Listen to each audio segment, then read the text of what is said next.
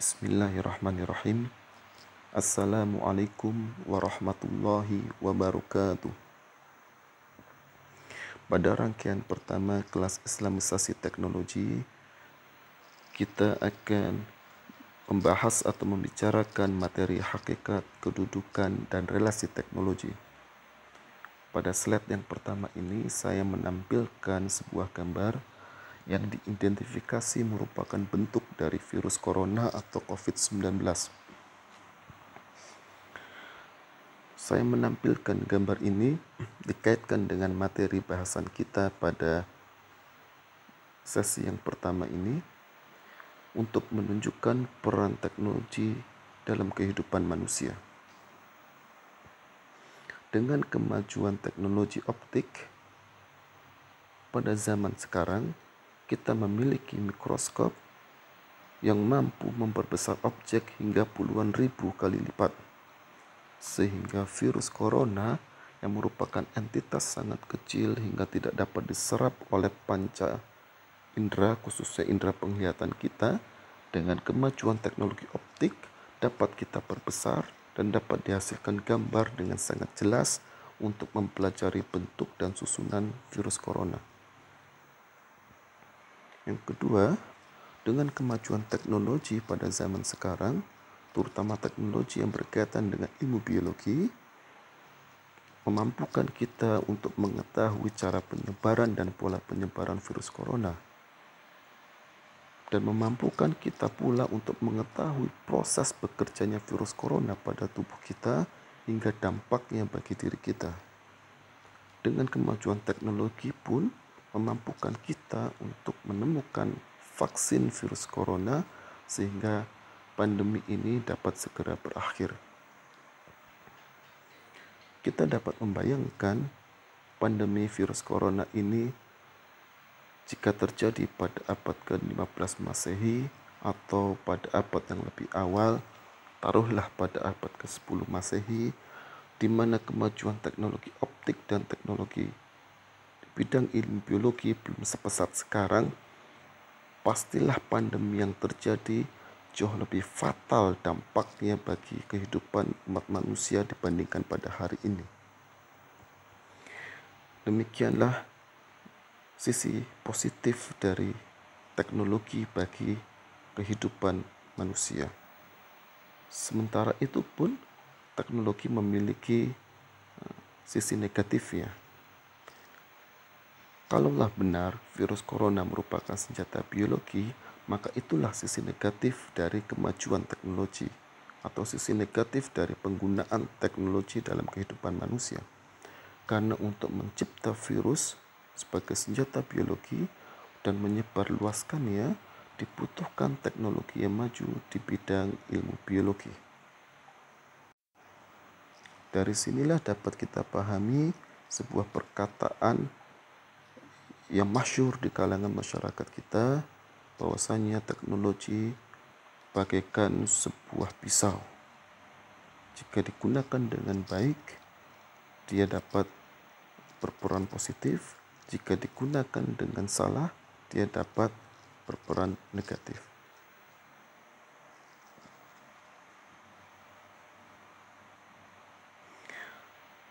Pada slide ini, saya menampilkan rangkaian materi dari kelas daring Islamisasi Teknologi yang akan berlangsung hingga 4 hari ke depan.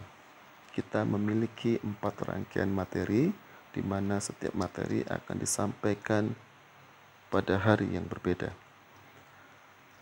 Rangkaian materi yang saya tampilkan pada slide ini sekaligus untuk merevisi rangkaian materi yang tercantum di dalam publikasi.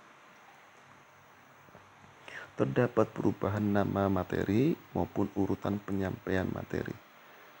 Perubahan ini saya lakukan untuk lebih memudahkan menyampaikan materi di satu sisi, dan saya harapkan juga lebih memudahkan untuk dipahaminya materi ini.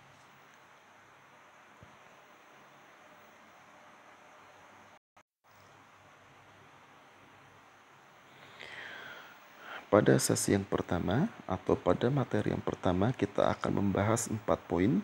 Yang pertama, kita akan membicarakan hakikat dan struktur teknologi. Saya menggunakan perspektif antropologi budaya. Yang kedua, kita akan membahas relasi teknologi dan ilmu pengetahuan. Kita akan membahasnya dengan menggunakan perspektif filsafat ilmu. Yang ketiga, kita akan membicarakan relasi teknologi dan manusia. Kita akan menggunakan pandangan dari Don Ihde, seorang filosof teknologi kontemporer dari Amerika. Yang keempat, atau poin terakhir dari materi yang pertama, kita akan membahas apakah teknologi merupakan entitas yang bebas nilai, ataukah teknologi itu sendiri merupakan entitas yang syarat dengan nilai-nilai atau value laden. Demikian kira-kira rangkaian materi yang akan kita bicarakan pada kesempatan yang pertama ini. Pada poin pertama dari rangkaian materi yang pertama, kelas daring Islamisasi teknologi, kita akan membahas kedudukan teknologi sebagai bagian dari kebudayaan manusia. Teknologi sebagai bagian dari kebudayaan manusia secara struktural terbentuk atau tersusun atau memiliki 4 aspek. Yang pertama ialah aspek gagasan. Apa tujuan diciptanya suatu teknologi? Untuk apa sepeda motor diciptakan? Untuk apa handphone diciptakan? Untuk apa laptop diciptakan? Dan lain sebagainya. Aspek kedua ialah perilaku berkaitan dengan bagaimana cara menggunakan suatu teknologi. Bagaimana caranya menggunakan sepeda motor? Bagaimana caranya menggunakan handphone? Bagaimana caranya menggunakan laptop? Apakah cara menggunakan laptop berbeda dengan cara menggunakan personal komputer dan lain sebagainya. Aspek ketiga yang membentuk teknologi sebagai bagian dari kebudayaan manusia adalah aspek artefak, berkaitan dengan seperti apa perwujudan suatu teknologi. Seperti apa perwujudan dari sepeda motor? Terdiri dari bagian-bagian apa? Bagaimana hubungan setiap bagiannya? Begitu pula untuk handphone, begitu pula untuk laptop dan lain sebagainya. Sementara aspek terakhir ialah aspek bahasa, berkaitan dengan nama yang diberikan untuk menyebut suatu teknologi dan istilah-istilah khas yang disematkan kepada teknologi tersebut. Inilah 4 aspek yang membentuk atau menyusun teknologi secara struktural sebagai bagian dari kebudayaan manusia. Penjelasan ini berdasarkan dari pemikiran Profesor Hedi Sri Ahimsa. Pemikiran beliau ini ditujukan untuk mengkritisi sekaligus merevisi pemikiran dari Profesor Kuncharaningrat. Profesor Kuncharaningrat menyatakan teknologi sebagai bagian dari kebudayaan manusia atau budaya manusia secara struktural terbentuk atau tersusun atau memiliki 3 aspek, yakni gagasan, perilaku, dan artefak. Sementara bahasa oleh Profesor Kuncharaningrat ditempatkan sebagai unsur budaya, bukan aspek budaya. Kalau kita menggunakan pemikiran Profesor Kuncharaningrat untuk menjelaskan teknologi, maka teknologi sebagai bagian dari kebudayaan manusia secara struktural tersusun dari 3 aspek atau memiliki 3 aspek, gagasan, perilaku, dan artefak. Sementara saya menggunakan pemikiran dari Profesor Hedi Sri Ahimsa. Menurut beliau, teknologi sebagai bagian dari kebudayaan manusia secara struktural tersusun atau memiliki 4 aspek. Profesor Hedi Sri Ahimsa memisahkan atau memindahkan bahasa dari unsur budaya dan beliau menempatkannya sebagai aspek budaya. Mengapa beliau melakukan ini, saya tidak akan menjelaskannya pada kesempatan kali ini karena bukan merupakan bagian dari materi kita. Teknologi sebagai bagian dari kebudayaan manusia yang secara struktural memiliki atau terbentuk dari 4 aspek ini, di mana setiap aspek dibentuk oleh kesadaran manusia pencipta teknologi itu. Gagasan, perilaku, artefak, dan bahasa dibentuk oleh kesadaran manusia penciptanya. Di mana kesadaran manusia pencipta itu atau pencipta teknologi itu dibentuk oleh worldview yang dimilikinya atau worldview yang digunakannya. Worldview ialah merupakan akumulasi dari keyakinan-keyakinan yang dianut. Sehingga dapat kita katakan setiap aspek dari teknologi sebagai bagian dari kebudayaan manusia, aspek gagasan, perilaku, artefak, dan bahasanya ditentukan oleh worldview yang digunakan oleh manusia penciptanya. Dari penjelasan tadi, kita mengetahui struktur teknologi sebagai bagian dari kebudayaan manusia. Sementara hakikat teknologi menurut perspektif antropologi budaya dapat kita ketahui dengan menelisik makna di balik istilah culture yang berasal dari kata kultura yang merupakan bahasa Latin yang berarti mengerjakan tanah. Ditinjau dari maknanya, hakikat teknologi ialah merupakan alat yang dibutuhkan oleh manusia dalam rangka bertahan dan membina kehidupan secara komunal. Kalau kita kaitkan dengan arti kata kultura yang berarti mengerjakan tanah, teknologi dibutuhkan manusia untuk hidup menetap dan bertani dalam rangka memenuhi kebutuhan pangannya. Kalau kita abstraksi penjelasan ini, kita akan mendapatkan hakikat teknologi sebagai sebuah alat yang dibutuhkan manusia untuk bertahan hidup.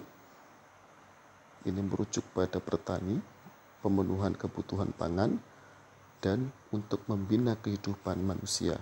Ini merujuk pada hidup menetap. Sebagaimana kita ketahui, ketika manusia memasuki fase bertani, maka manusia membangun permukiman secara menetap. Yang harus digarisbawahi pada penjelasan ini ialah realitas teknologi sebagai bagian dari kebudayaan manusia selalu merujuk pada lingkup manusia secara komunal.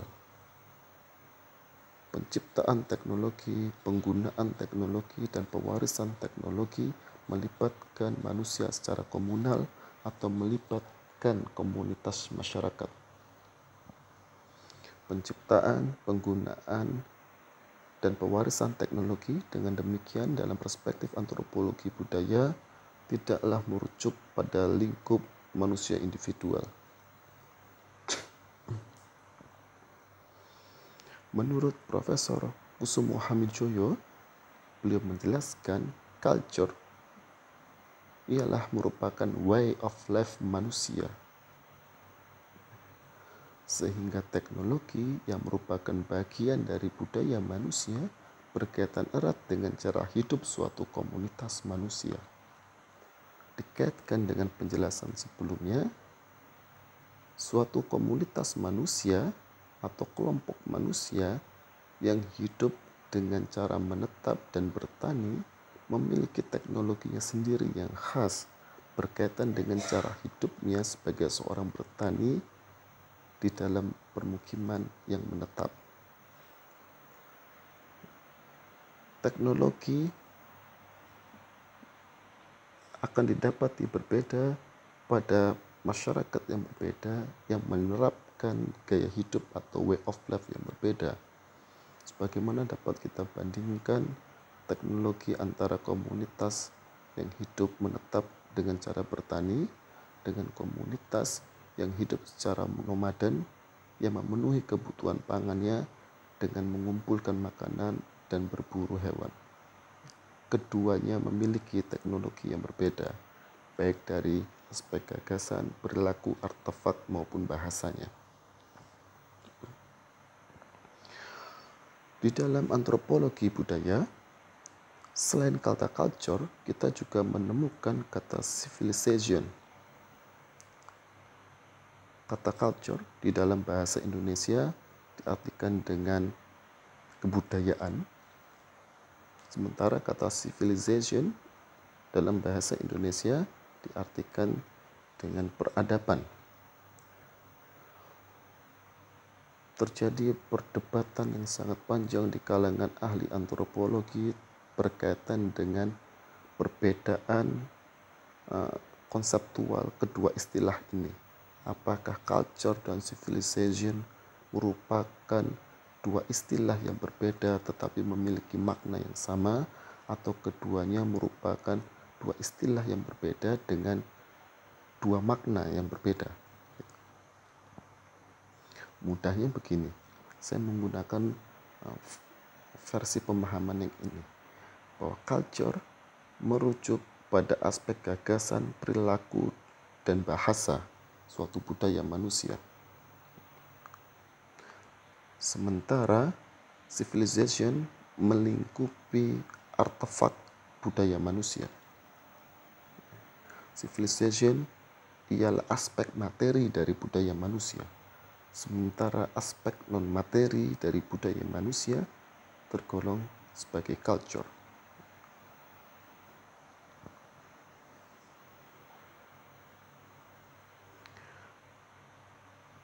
Versi pemahaman yang berbeda memahami culture dan civilization sebagai sebuah tingkatan dari peradaban manusia. Kalau penjelasan yang tadi, culture dan civilization berbeda maknanya dalam konteks lingkup aspek kebudayaan manusia, bahwa ada aspek budaya yang tergolong culture, yakni aspek budaya yang bersifat non-materi, sementara civilization melingkupi aspek artefak yang merupakan aspek materi dari kebudayaan manusia. Versi lain dari pemahaman kedua istilah ini ialah menundukkan culture dan civilization sebagai tingkatan dari peradaban manusia. Menurut pemahaman ini, culture merujuk pada budaya yang dimiliki oleh masyarakat tribal, masyarakat primitif, atau masyarakat tradisional yang hidup dengan tingkat teknologi yang sangat sederhana. Sebagaimana contohnya kita dapati dalam masyarakat yang hidup secara nomaden. Tentu kita tidak akan menemukan teknologi digital dalam komunitas masyarakat demikian. Sementara penggunaan istilah civilization merujuk pada masyarakat modern dengan tingkat teknologi yang maju. Sebelumnya kita sudah menemukan hakikat teknologi merujuk pada makna istilah culture yang berasal dari bahasa Latin cultura, di mana teknologi ialah merupakan alat yang dibutuhkan manusia untuk bertahan hidup dan membina kehidupannya. Hakikat teknologi seperti ini merujuk pada cara hidup masyarakat manusia di tengah alam agraris atau dengan cara hidup agraris. Terdapat hakikat teknologi yang berbeda kalau merujuk pada perspektif antropologi budaya yang bersifat modern, di mana teknologi merupakan perpanjangan tubuh manusia untuk melampaui alam dengan tujuan bertahan hidup dan meningkatkan kualitas kehidupannya.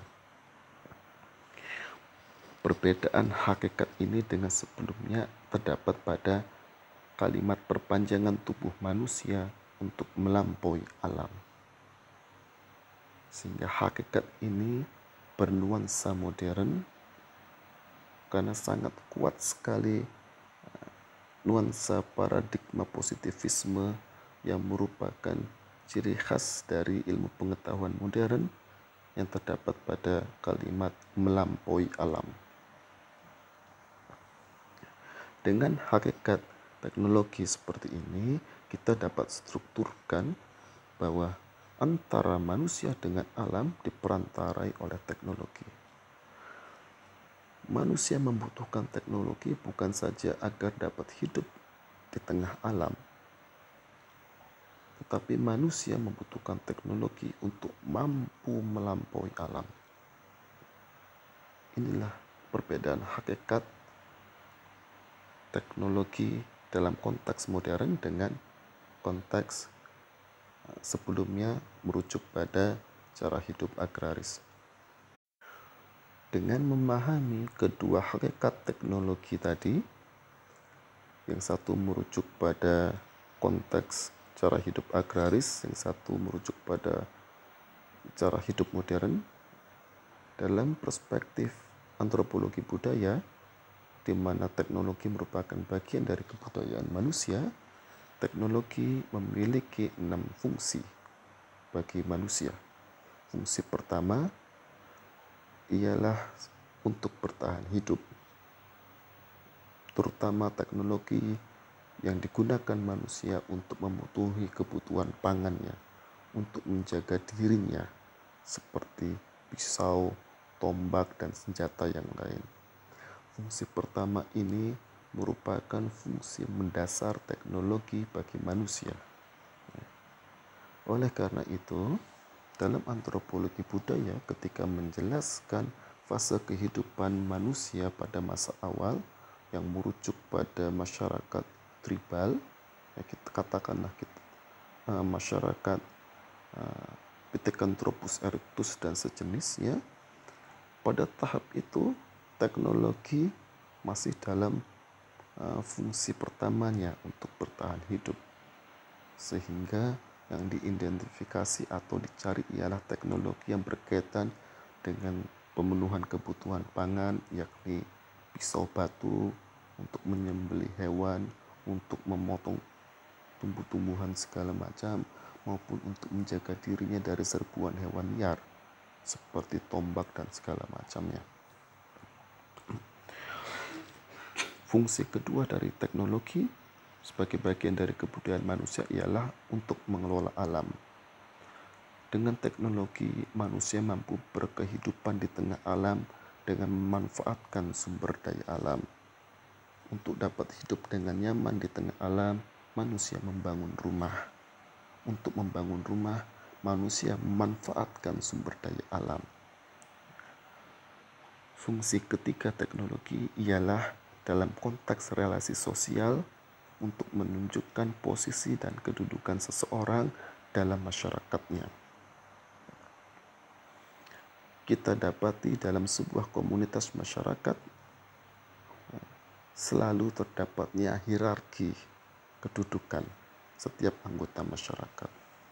Anggota masyarakat yang berkedudukan sebagai kepala suku atau ketua suku memiliki bentukan arsitektur yang menerapkan teknologi lebih tinggi dan lebih rumit dibandingkan rumah yang dimiliki oleh anggota sukunya.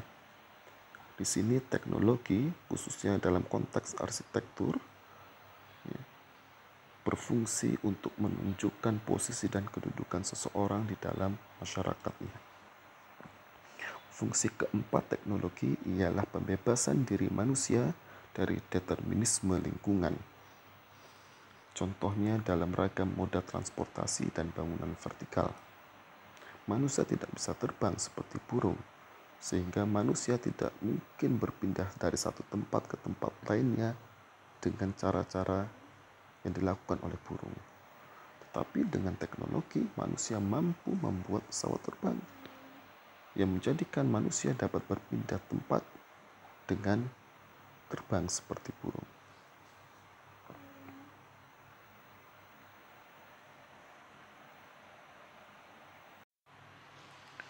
Begitu pula dengan bangunan vertikal.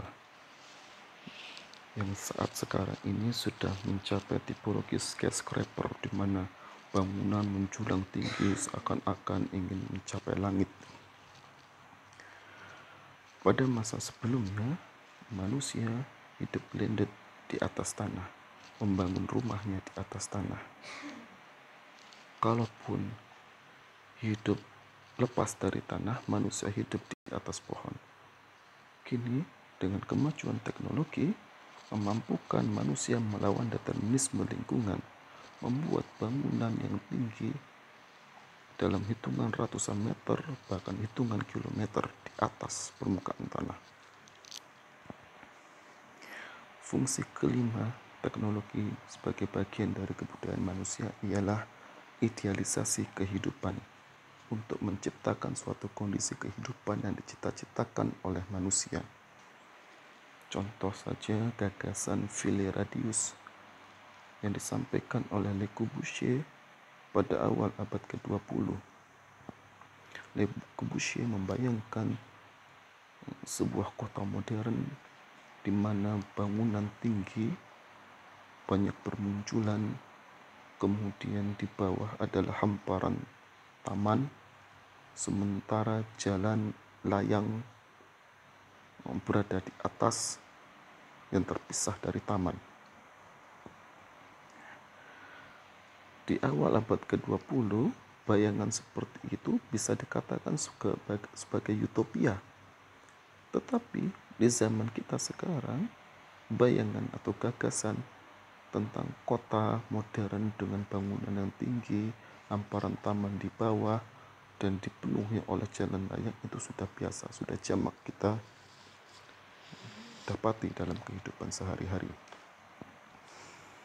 Idealisasi kehidupan yang dibayangkan sudah mewujud pada zaman sekarang, berkaitan dengan Ville Radius yang dibayangkan oleh Le Corbusier.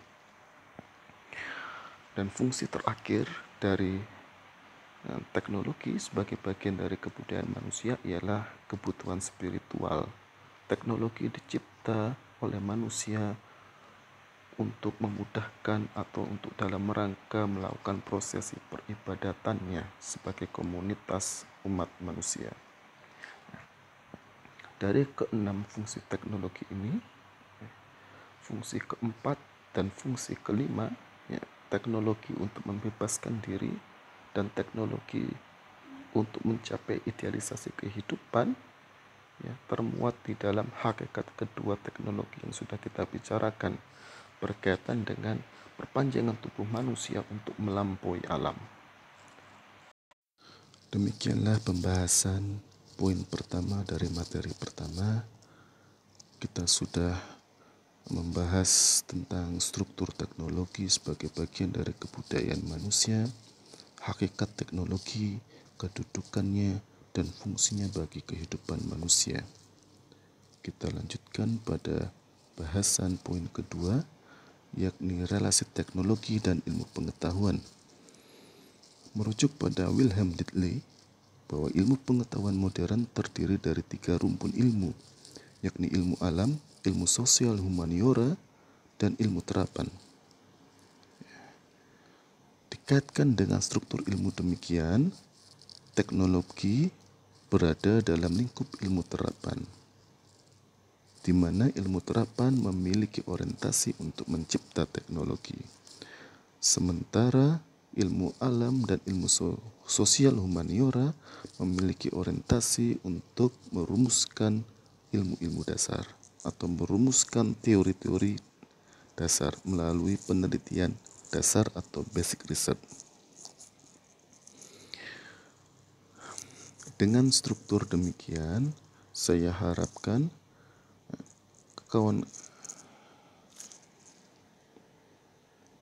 demikianlah pembahasan poin pertama dari materi pertama. Kita sudah membahas tentang struktur teknologi sebagai bagian dari kebudayaan manusia, hakikat teknologi, kedudukan dan fungsi teknologi dalam kehidupan manusia menurut perspektif antropologi budaya. Kita lanjutkan pada pembahasan poin kedua materi pertama.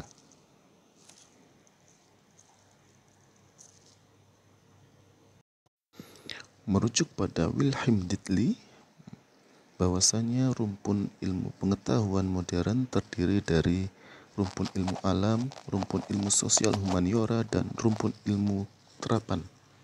Dikaitkan dengan struktur rumpun ilmu demikian, maka teknologi berada dalam lingkup ilmu terapan.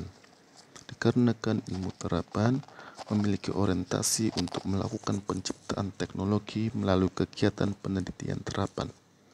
Dapat kita sebutkan beberapa bidang ilmu yang termasuk di dalam ilmu terapan, yakni ilmu-ilmu teknik seperti teknik fisika, teknik kimia, teknik nuklir, teknik elektro, teknik sipil, dan lain sebagainya.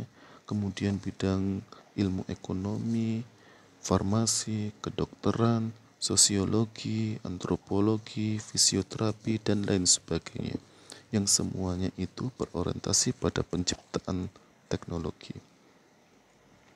Yang menurut Wilhelm Dietly, ilmu terapan ini dengan teknologinya dimaksudkan untuk melakukan atau dimaksudkan untuk merealisasikan changing the world, merubah kondisi kehidupan manusia.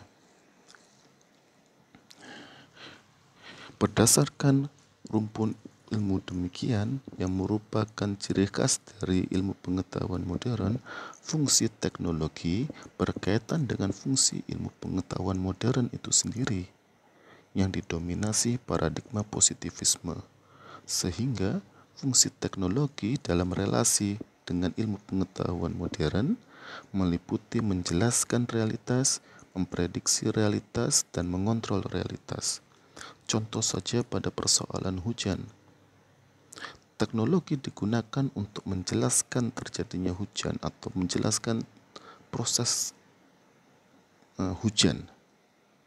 Kemudian teknologi digunakan untuk memprediksi hujan. Dalam kondisi seperti apa hujan akan turun. Dan teknologi digunakan untuk mengontrol hujan. Hujan dapat ditunda maupun hujan dapat dipercepat datangnya dengan digunakannya teknologi. Dikaitkan dengan pembicaraan kita di awal, yakni terkait dengan virus corona, fungsi teknologi pun digunakan untuk menjelaskan virus corona, memprediksi penyebarannya, dan mengontrol penyebarannya. Sementara dikaitkan hubungan atau relasi antara ilmu terapan dengan rumpun ilmu yang lainnya, terdapat dua pandangan yang berbeda. Pandangan pertama menyatakan bahwasanya ilmu-ilmu dasar, yakni ilmu alam dan ilmu sosial humaniora, mendahului ilmu terapan atau ilmu pengetahuan mendahului teknologi. Dikarenakan dalam penciptaan teknologi dibutuhkan ilmu pengetahuan sebagai dasar. Contoh saja pada teknologi nuklir. Sebelum dilakukannya penciptaan teknologi nuklir, reaktor nuklir, dan seperangkat teknologi lainnya, terlebih dahulu harus dilakukan penelitian berkaitan dengan fisika nuklir yang merupakan bagian dari rumpun ilmu alam. Sementara itu, pendapat kedua berpandangan bahwasanya teknologi mendahului ilmu pengetahuan. Dikarenakan penciptaan teknologi diawali dengan pengalaman uji coba, trial error terus-menerus, yang kadang hasilnya kebetulan, sebagaimana dilakukan Thomas Alva Edison ketika menemukan lampu.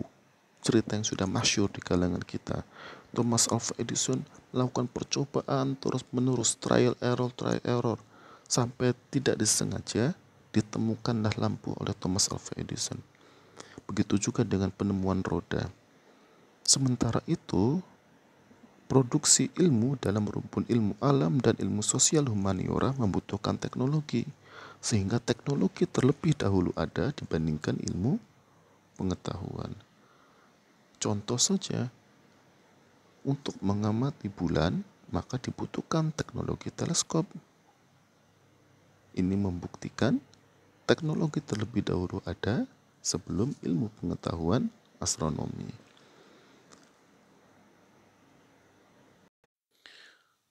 Kita lanjutkan pada poin ketiga materi pertama, yakni relasi teknologi dan manusia. Kita akan merujuk pada pandangan Don Ihde. Beliau merupakan seorang filosof teknologi kontemporer dari Amerika. Don Ihde menyatakan bahwasanya manusia tidak dapat hidup dalam suatu taman yang non-teknologis. Karena di atas bumi, manusia merupakan makhluk yang secara inheren bersifat teknologis. Pernyataan Don Ihde ini dapat difahami demikian, bahwa manusia untuk dapat hidup di tengah alam mutlak membutuhkan teknologi. Manusia tidak dapat hidup di tengah alam tanpa adanya teknologi. Kita tidak bisa membayangkan seorang manusia dengan tubuhnya tanpa perantara atau tanpa teknologi yang dimilikinya dapat bertahan hidup di tengah hutan hujan tropis. Pastilah manusia itu membutuhkan pakaian, membutuhkan alas kaki, membutuhkan alas kepala, penutup kepala, lebih luas lagi membutuhkan tempat tinggal dan lain sebagainya yang memampukan dirinya untuk dapat hidup di tengah lingkungan hutan hujan tropis. Don Ihde menyatakan, bisa saja secara teoretik dinyatakan bahwa manusia tanpa perantara teknologi dapat hidup di tengah alam. Tetapi secara eksistensial dan empirik, manusia membutuhkan teknologi untuk dapat hidup di tengah alam. Don Ihde menjadi terkenal karena memperkenalkan filsafat yang disebut dengan fenomenologi instrumentasi, yang merupakan pengembangan dari filsafat fenomenologi Heidegger. Inti dari filsafat fenomenologi instrumentasi yang disampaikan oleh Don Ihde adalah kebertubuhan manusia dengan teknologi yang mempengaruhi pengalaman dan persepsinya terhadap dunia kehidupan. Atau dalam bahasa yang lain, yang lebih sederhana, teknologi yang digunakan manusia untuk berhubungan dengan dunia kehidupannya mempengaruhi pengalaman dan persepsinya terhadap dunia kehidupan itu.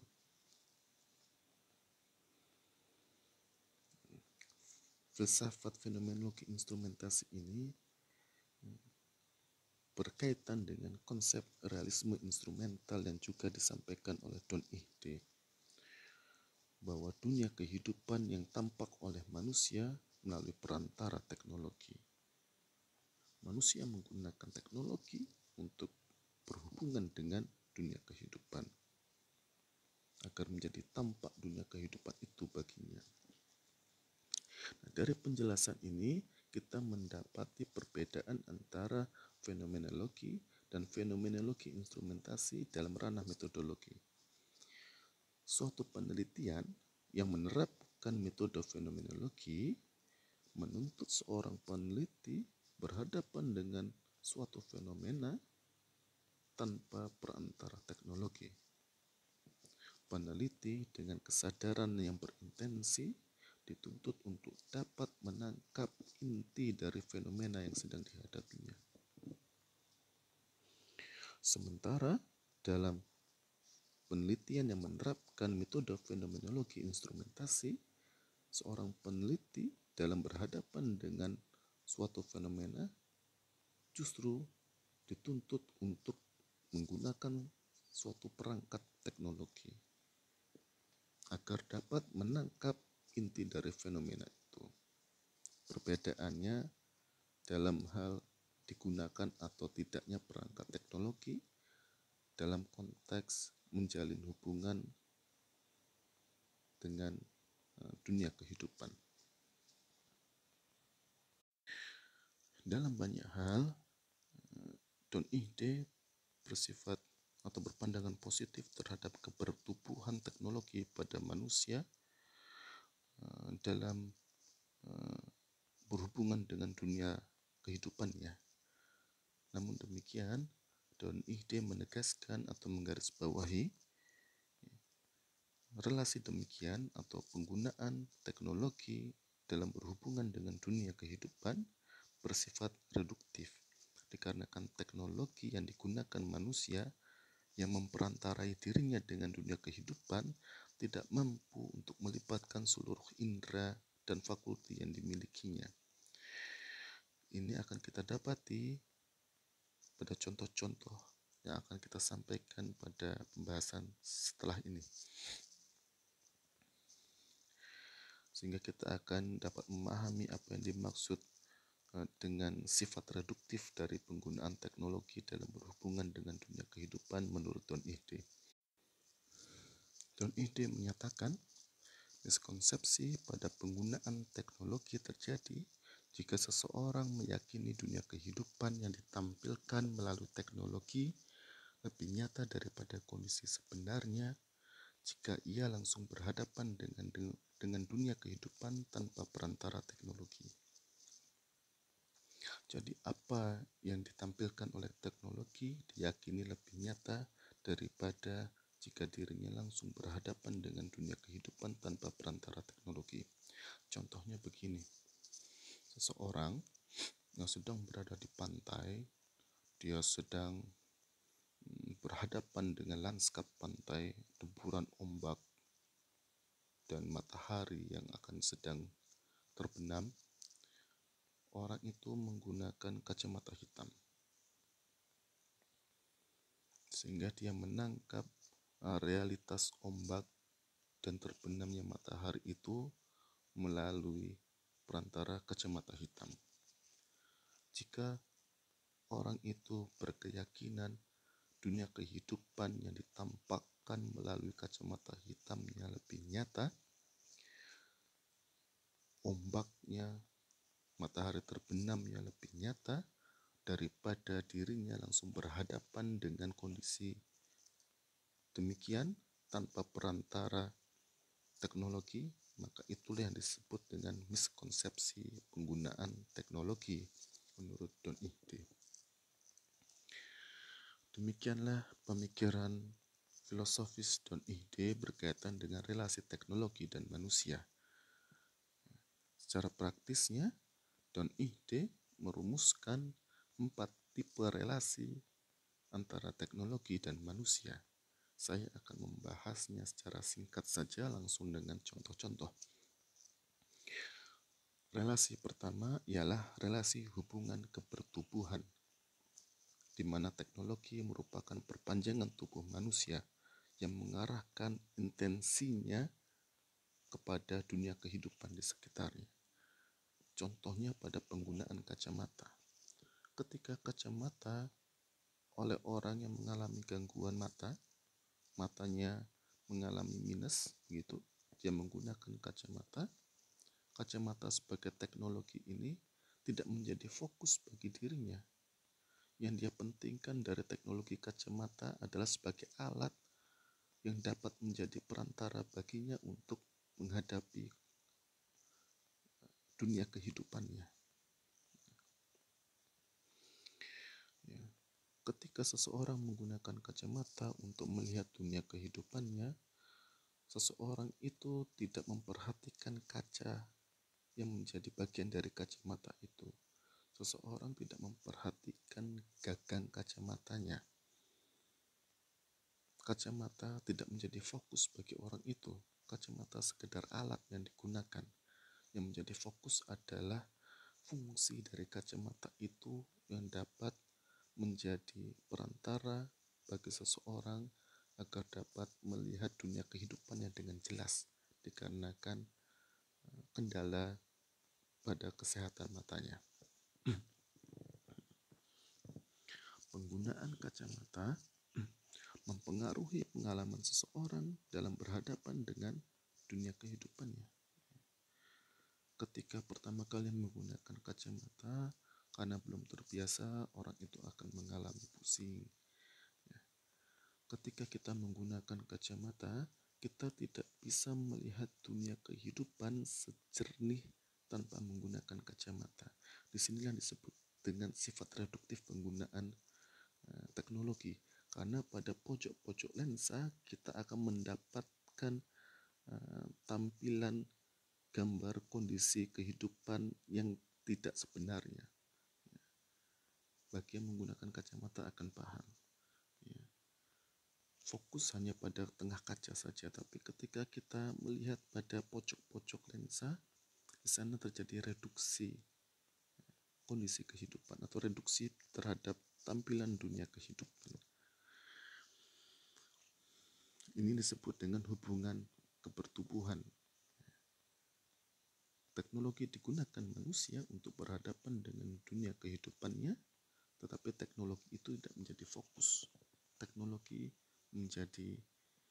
tidak menjadi perhatian. Yang menjadi fokus atau menjadi perhatian adalah fungsi dari teknologi itu sendiri dalam memperantarai manusia dengan kehidupan atau dunia kehidupannya. Relasi kedua ialah hubungan hermeneutis. Contoh saja pada penggunaan termometer. Kita merasakan badan kita demam, kemudian kita menggunakan teknologi termometer untuk mengukur suhu badan, dan teknologi termometer itu kemudian menampilkan sebentuk teks. Berapa derajat Celcius, angka yang tertera di sana yang menandakan seberapa tinggi demam kita. Inilah hubungan hermeneutis. Begitu juga ketika kita menggunakan perangkat teknologi untuk mengukur suhu ruangan. Berapa suhu ruangan ini diketahui dengan sejumlah teks yang muncul dalam perangkat teknologi tersebut.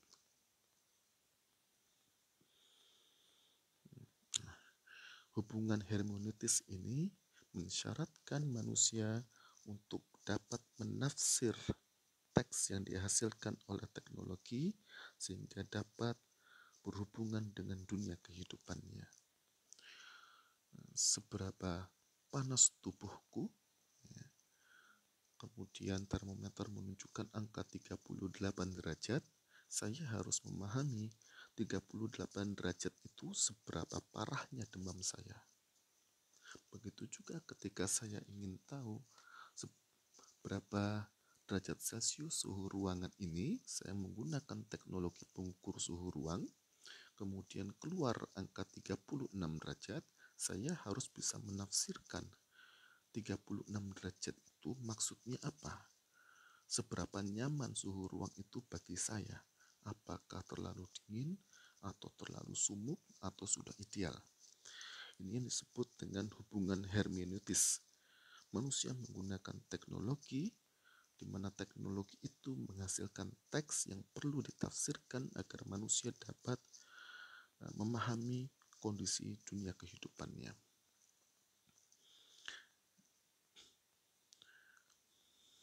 Namun demikian, jika teks yang ditampilkan oleh teknologi tidak tepat atau terjadi kerusakan pada teknologi yang digunakan manusia, sehingga teks yang dihasilkan tidak tepat, akan berakibat pada ketidakmampuan manusia untuk memahami dunia kehidupannya dengan sebenarnya.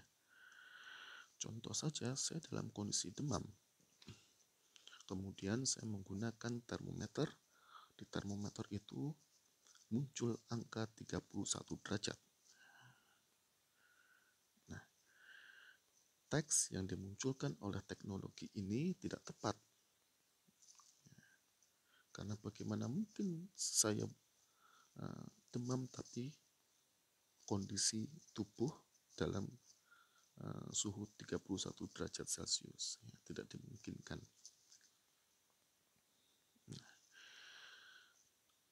Dan ide juga menyatakan hubungan hermeneutis ini menjadikan terdapatnya jarak antara teks yang dihasilkan teknologi dengan kondisi dunia yang sebenarnya. Inilah sifat reduktif dari hubungan hermeneutis. Demam yang saya alami itu direduksi dengan angka 38 derajat, umpamanya begitu. Atau suhu gerah yang saya alami ini, yang sifatnya kualitatif, sangat kompleks karena melibatkan seluruh panca indera dan fakulti diri saya, direduksi dengan sejumlah angka tertentu. Katakanlah suhu ruangannya mencapai 38 derajat Celcius gitu. Terdapat jarak antara teks yang dihasilkan teknologi dengan kondisi dunia yang sebenarnya. Dalam kondisi yang ekstrim, ya, Don Ihde menampilkan contoh begini.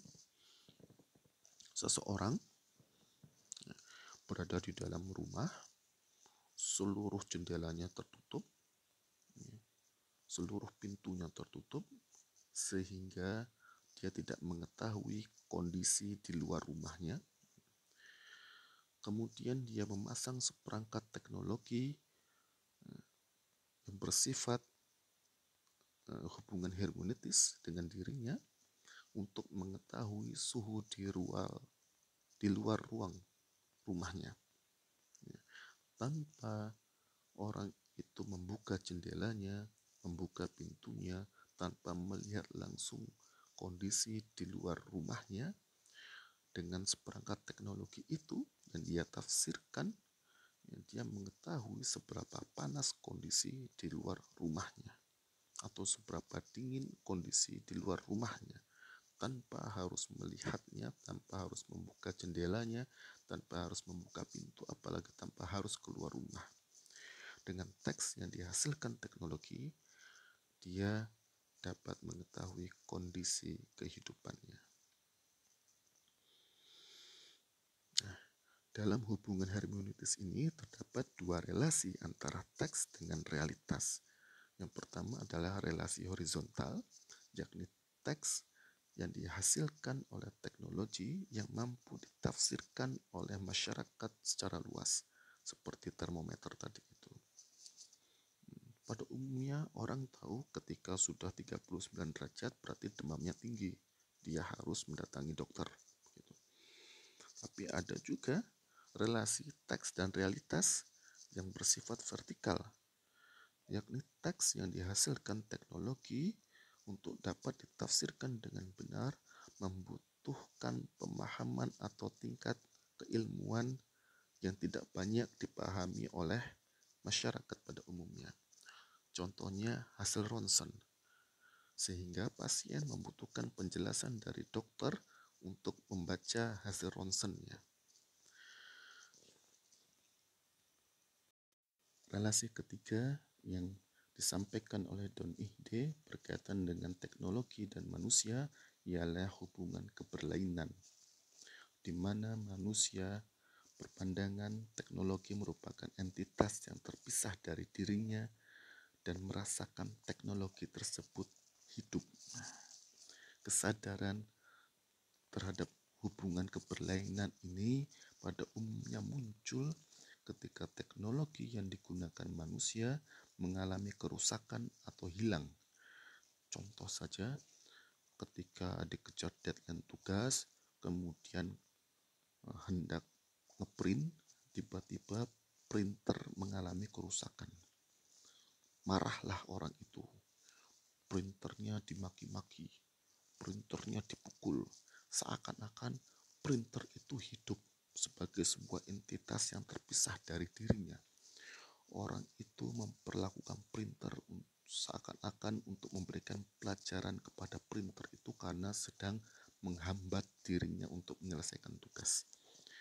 Begitu juga dengan handphone yang hilang. Handphone yang hilang dirasakan sebagai entitas yang terpisah dari diri manusia, yang ditangisi, dikenang, kemudian diingat-ingat ketika menggunakan handphone itu, seakan-akan handphone itu menjadi entitas yang hidup bagi dirinya. Ini adalah hubungan keberlainan yang dimaksud oleh Don Ihde. Dan hubungan keempat ialah hubungan latar belakang, yang merujuk pada teknologi otomatis atau teknologi semi otomatis. Contohnya adalah AC. AC pada awalnya dalam kondisi mati atau off. kemudian dihidupkan oleh manusia. Ketika AC dihidupkan oleh manusia, maka AC berjalan dengan sendirinya tanpa membutuhkan lagi manusia. Dan ketika AC sudah hidup, manusia tidak lagi memperhatikannya. AC menjadi teknologi yang menduduki wilayah latar belakang atau pinggiran. Teknologi itu terus bekerja dengan sendirinya tanpa perhatian dari manusia, dan teknologi itu mempengaruhi kondisi dunia kehidupan manusia yang mempengaruhi pengalamannya terhadap dunia kehidupan itu. Dengan adanya AC yang terus bekerja di dalam suatu ruangan yang tidak diperhatikan manusia, menyebabkan ruangan itu menjadi dingin. Dan dinginnya ruangan mempengaruhi pengalaman manusia yang berkegiatan di dalam ruangan itu. Inilah hubungan latar belakang dalam relasi teknologi dan manusia yang disampaikan oleh Don Ihde. Demikianlah 4 tipe hubungan antara manusia dan teknologi yang disampaikan oleh Don Ihde, meliputi hubungan kebertubuhan, hubungan hermeneutis, hubungan keberlainan, dan hubungan latar belakang. Selain Don Ihde, untuk mengetahui relasi antara teknologi dan manusia, kita juga dapat merujuk pada pemikiran yang disampaikan oleh Albert Borgman. Borgman membedakan antara mesin dan alat yang merupakan teknologi yang menempati latar belakang. Sementara piranti, device, ialah teknologi yang menempati latar depan. Jadi dalam contoh yang disampaikan Don Ihde tadi, dalam hubungan latar belakang, AC yang menempati latar belakang, dia merupakan mesin. Kacamata yang digunakan oleh manusia dalam hubungan kebertubuhan menurut Don Ihde, menurut Borgman, karena kacamata ketika digunakan tidak menjadi perhatian, dia menempati latar belakang, maka kacamata ini disebut dengan alat atau tool. Sementara termometer yang digunakan manusia untuk mengetahui suhu tubuhnya, yang menghasilkan teks yang ditafsirkan oleh manusia, menempati latar depan, sehingga termometer ini disebut dengan device. Nah, Borgman menjelaskan teknologi sebagai komoditas karena memiliki 2 aspek, yakni fungsi teknologi dan cara kerja teknologi. Fungsi teknologi menempati latar depan dari teknologi itu, yang menjadikan suatu teknologi dapat digunakan oleh masyarakat secara luas. Contoh, seseorang membeli laptop dan seseorang itu bisa menggunakan laptop untuk mengetik, untuk mengerjakan tugasnya. Ini fungsi teknologi laptop untuk mengetik, begitu. Sementara cara kerja teknologi menempati latar belakang. Orang yang membeli laptop, dia tahu cara mengetik menggunakan laptop, tapi dia tidak tahu cara kerja laptop sehingga bisa digunakan untuk mengetik. Cara kerja teknologi ini merupakan perhatian atau hanya menjadi perhatian kalangan-kalangan khusus, yakni kalangan teknisi. Sehingga bagi Borgman, nilai komodifikasi teknologi secara kasat mata terdapat pada fungsinya. Seseorang yang ingin membeli laptop untuk mengetik, dia memilih laptop terbaik dengan spesifik terbaik untuk mengetik, tentu harganya akan mahal dibandingkan laptop yang spesifikasinya di bawah itu. Nah, fungsi teknologi menentukan nilai tukarnya. Sementara Nilai komodifikasi yang tersembunyi terdapat pada cara kerjanya. Laptop yang spesifikasinya bagus untuk mengetik, yang dibeli dengan biaya yang mahal, ternyata juga memiliki komodifikasi yang sifatnya tersembunyi. Maintenance-nya pun mahal. Jika terjadi kerusakan, suku cadangnya harus dipesan di luar negeri, dan itu biayanya mahal. Jasa pelayanannya pun mahal, segala macam. Seperti seseorang yang membeli mobil mewah. Mobil mewah dari segi fungsinya, karena memiliki tingkat kenyamanan yang tinggi, memiliki kemampuan mesin yang lebih kuat, tentu untuk membelinya membutuhkan jumlah uang yang jauh lebih banyak daripada mobil city car yang pada umumnya digunakan oleh masyarakat. Nah, ketika terjadi kerusakan pada mobil itu, nilai komodifikasi yang tersembunyi terdapat pada cara kerjanya. Untuk memperbaiki mesinnya yang rusak karena cara kerja mesinnya lebih rumit daripada mesin mobil pada umumnya, maka biayanya juga tinggi. Suku cadangnya juga tinggi, biaya pemasangannya juga tinggi, dan segala macamnya. Demikian penjelasan dari Albert Berkman, selain dari Don Ihde untuk menjelaskan relasi antara teknologi dan manusia. Sampailah kita pada poin keempat yang merupakan poin terakhir dari pembahasan materi pertama kelas daring Islamisasi teknologi. Kita akan membahas apakah teknologi merupakan entitas yang bebas nilai atau justru sebaliknya, teknologi merupakan entitas yang syarat dengan muatan nilai-nilai.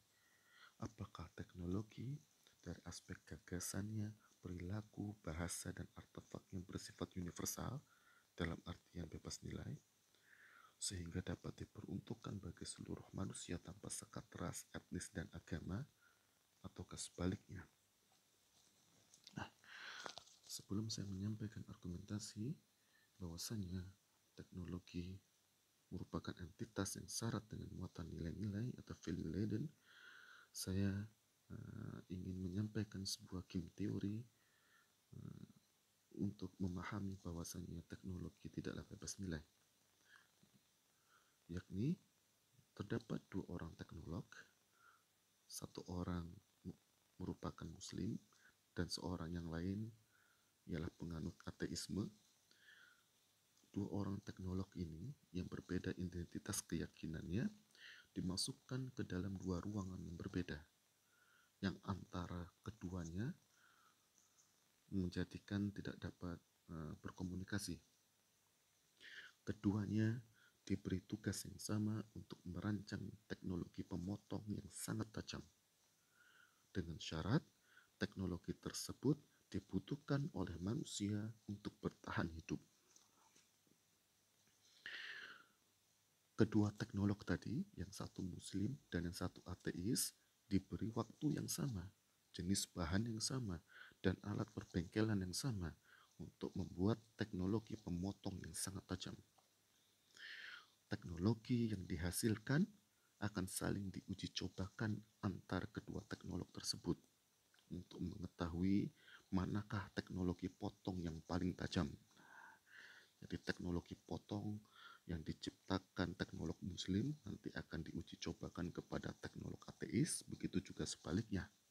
Teknologi yang diciptakan oleh teknolog ateis akan diuji cobakan kepada teknolog muslim. Pertanyaannya, apakah dengan keyakinan yang berbeda, kedua teknolog tersebut akan menghasilkan teknologi yang sama atau justru berbeda?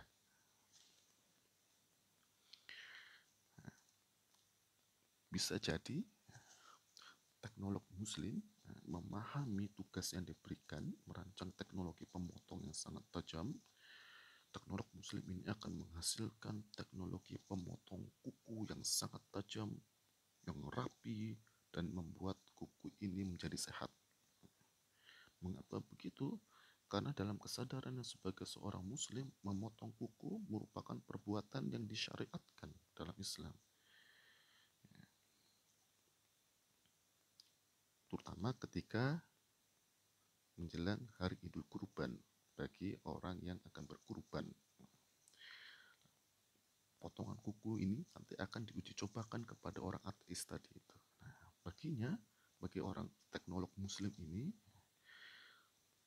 memotong kuku yang disyariatkan dalam Islam, ya, keyakinan yang diakuinya sebagai kebenaran, ya, dibutuhkan oleh dirinya untuk bertahan hidup dalam nilai-nilai Islam.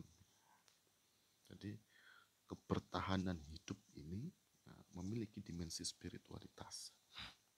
Sementara bagi kalangan ateis, ya, ketika mendapatkan tugas untuk merancang teknologi pemotong yang sangat tajam, ya, bisa jadi dipahaminya untuk memotong manusia, untuk memenggal manusia, karena manusia dianggap sebagai ancaman bagi hidupnya. Dia membuat senjata yang tajam agar sekali tebas kepala manusia langsung putus. Nah, nanti teknologi ini diuji cobakan kepada teknolog yang muslim. Nah, dari game teori ini kita bisa membayangkan bahwa dua orang teknolog dengan sistem keyakinan yang berbeda diberikan Tor yang sama, penafsiran dalam memahami Tor itu akan menyebabkan diciptakannya teknologi yang berbeda. Ini untuk sebagai gambaran bahwa teknologi itu tidak dapat dilepaskan dari nilai-nilai yang dianut oleh seorang teknolog. Nah,